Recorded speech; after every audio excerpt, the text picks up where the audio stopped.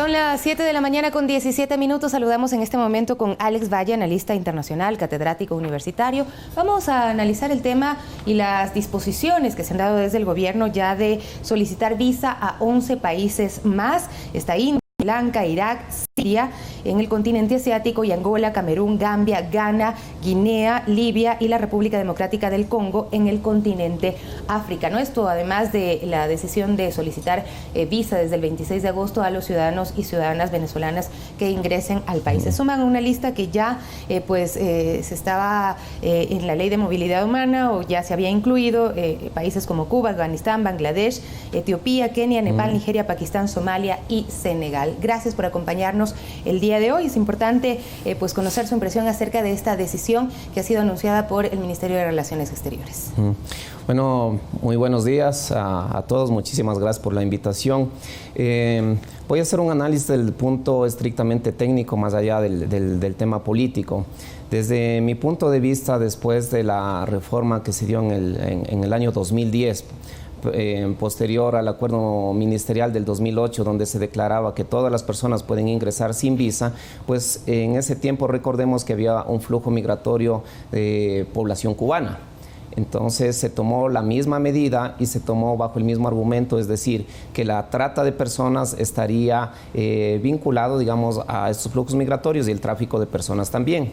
Ahora veo que es la misma argumentación. Por una parte, la posible, como dijo ayer el canciller José Valencia, la posible existencia de trata de personas, pero yo podría decir que esto no está técnicamente sustentado. ¿Usted tiene cifras sobre el tema? Sí, yo justamente trabajé en la judicatura también, fui director de la Escuela de la Función Judicial, y para realizar un artículo académico sobre trata pedí los datos. 2016, 2017 y 2018 hay total 29 casos procesados, de los cuales solamente 8 tienen sentencia. Y de ahí habría que ver efectivamente cuántos casos corresponden a las poblaciones mencionadas de India, Sri Lanka, Venezuela y demás. Si la preocupación realmente estaría en el tema de trata, yo creo que deberíamos tomar una política pública, por ejemplo, para luchar contra la trata de personas con fines de explotación sexual, porque sabemos, por ejemplo, que muchos burdeles legales e ilegales han crecido acá en el país, pero no vemos políticas respecto a este tema. Pero que no aparezcan en estas cifras no necesariamente implica que no esté presente este delito en nuestro país. Las cifras a nivel mundial son alarmantes. Así es, o sea, el tema de la trata de personas es un delito que ya está subiendo al segundo ranking después del tráfico de drogas. Es verdad, podrían darse casos de estos de aquí, pero la argumentación en todo caso tendría que ser fuerte y mostrarse con cifras o con casos, ¿no? Para decir tantas bandas de trata, de tráfico de personas respecto de estos países han sido detenidos.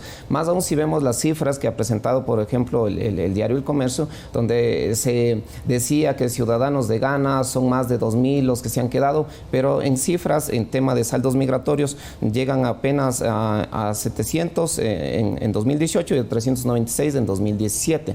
Y más allá de eso, lo que me preocupa a mí es que todas estas decisiones van en contra de la Ley Orgánica de Movilidad Humana. Por eso se pidió la reforma el 31 de julio por parte de la ministra y del canciller, ¿no? Y además contra la misma Constitución, porque el artículo 40, recuérdese, estipula el derecho a migrar, y el 416.6 la ciudadanía universal.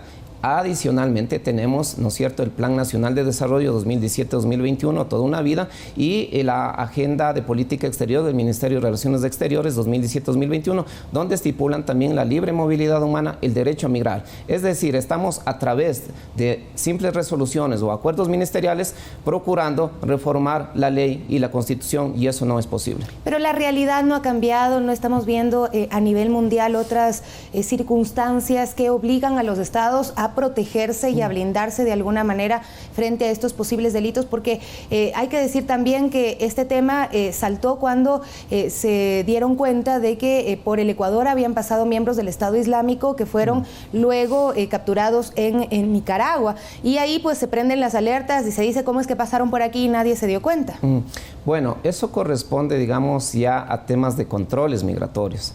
Habrá que ver realmente si es que los controles migratorios están funcionando o no están funcionando estas alertas. Como usted bien dice, se alertó de este tema de aquí, luego se dijo que fue en Nicaragua, pero no se comprobó desde mi punto de vista, digamos, que estos grupos hayan estado trabajando aquí en el Ecuador o mucho menos realizando alguna actividad ilícita. Por supuesto, los estados, en esos casos, a través del principio de soberanía, tienen toda la posibilidad de poner algunas disposiciones, pero en el caso de Ecuador es un caso, digamos, muy particular, porque nuestra normativa es totalmente garantista, pero a través de acciones ministeriales, resoluciones, tenemos una tendencia más bien seguritista de los años 70.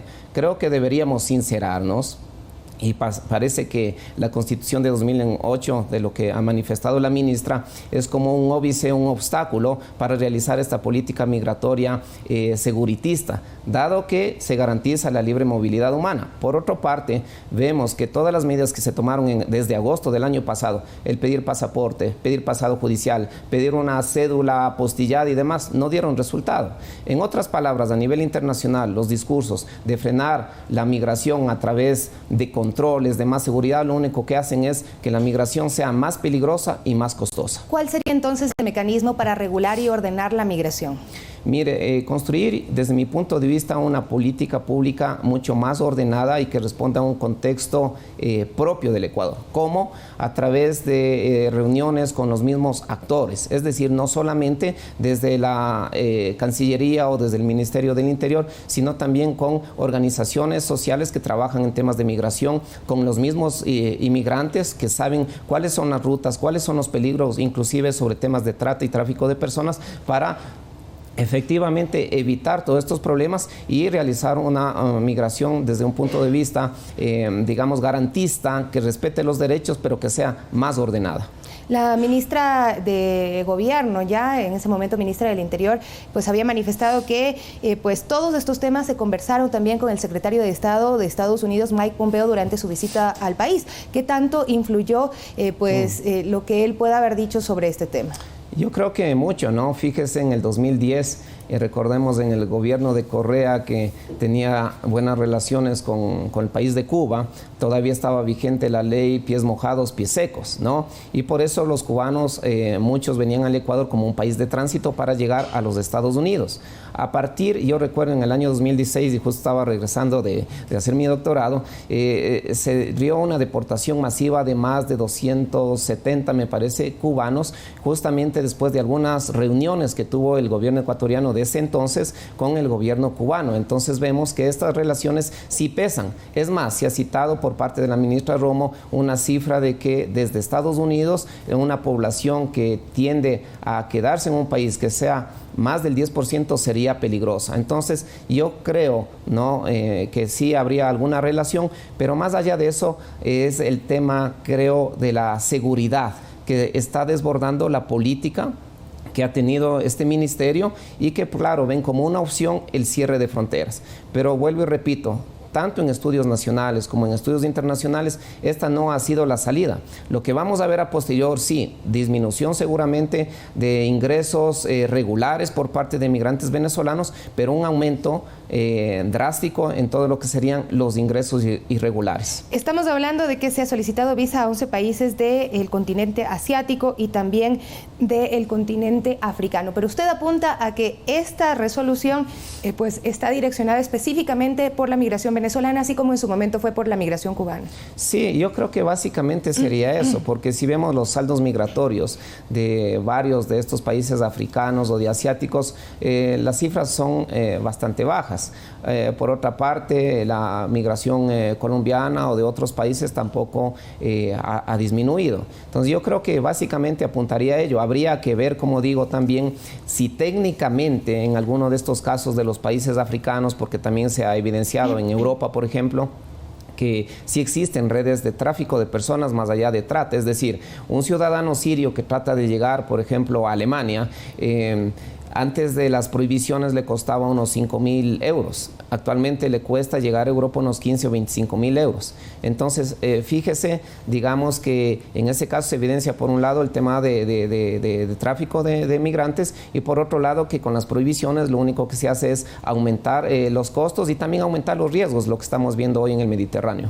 Es interesante este tema, ¿no? Abordarlo desde todos los puntos de vista, porque la ministra del Interior también en un momento manifestaba que en el Ecuador se está buscando tratar de una forma a los ciudadanos que vienen cumpliendo la ley y de otra muy diferente, con mayor fuerza, contra las personas que cometen algún tipo de delitos. Y precisamente entre esas reformas se hablaba de facilitar la forma de deportación de quienes han cometido delitos. ¿Cómo se pueden hacer estos cambios sin afectar el Estado de Derecho y el debido proceso? Yo creo, fíjese, con las últimas decisiones que se ha tomado, creo que nos estamos poniendo primero los zapatos y luego las medias. ¿Qué es lo que quiero decir? El 31 de julio se pide una reforma a la ley de movilidad humana, pero ya hemos tomado la decisión, por ejemplo, de pedir visa.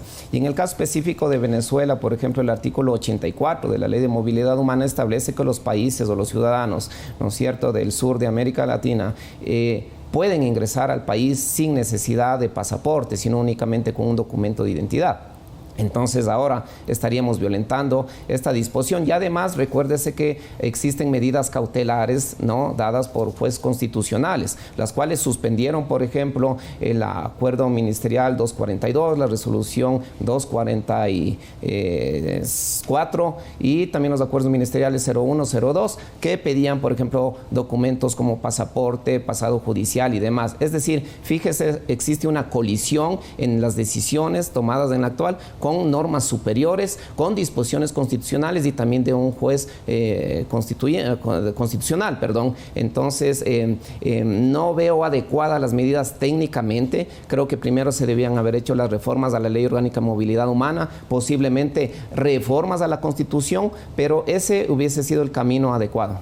Pero el mismo defensor del pueblo dijo que estaba de acuerdo con esta medida de solicitar una visa humanitaria, que sí era necesario regular la migración venezolana, sobre todo en este momento. Entonces, sí, bueno, ¿cómo entender estas posiciones que se han dado en contra de una medida, pero sí a favor de otra, viendo la necesidad de ordenar la migración? Bueno, el tema de la visa humanitaria, yo personalmente estoy de acuerdo, el acuerdo ministerial 103, y ya se han dado varias apoyos o regularizaciones migratorias, ¿no?, en todos estos últimos años, en la última década especialmente. Pero ahí, por ejemplo, se estipula en la misma resolución 103, en el artículo 5, que se pedirán ya a partir del 24 de agosto visas. Es decir, va a haber una regularización, pero para quienes han entrado con anterioridad, no una regularización, y eso me parece bien también. Ojo, porque un tema de construcción de política migratoria solamente se puede hacer con cifras. Si usted sabe cuántos ciudadanos ecuatorianos o no nacionales están en el país, podemos construir una adecuada política pública en todo lo que es salud, todo lo que es de educación y demás. Caso contrario, no podemos improvisar. Pero, vuelvo y repito, se están dando algunas contradicciones en la misma normativa, contra el artículo 84 específicamente, contra la resolución constitucional y contra la misma Constitución. Muchas gracias por acompañarnos el día de hoy. El tiempo pasa rápidamente en el programa y tenemos otro invitado más, pero se nos quedan algunos temas pendientes. Alex Valle, analista internacional, catedrático universitario, con quien dialogábamos acerca de las reformas a la Ley de Movilidad Humana. Una nueva pausa y volvemos con más.